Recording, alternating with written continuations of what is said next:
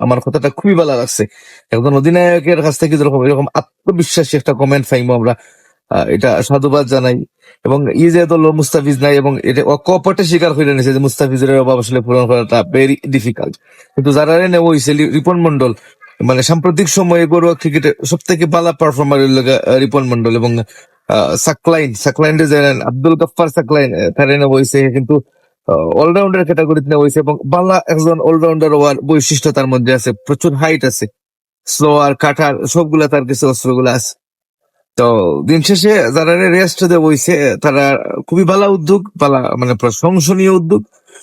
দেখা যাক শেষ পর্যন্ত স্পেশাল দলের কাছ থেকে নিয়ে আমরা স্পেশাল পারফরমেন্স আদায় করতাম পারি, বা স্পেশাল পারফরমেন্স আমরা পাই। সমালোচনা কম কইরা রিয়াসাদ আজিম মার্কা সাংবাদিকদের কাছ থেকে ক্রিকেট যত দূরে থাকবো ততই ভালো। আলোচনা অবশ্যই হইব, যে সমালোচনায় ক্রিকেটের পিছিয়ে নিব গিয়ে সমালোচনা থেকে আমরা দূরে থাকতাম। এবং আশা করি ওয়ানডে সিরিজের মতো T20 সিরিজও বাংলাদেশ ক্রিকেট দল সিরিজ জিতবে।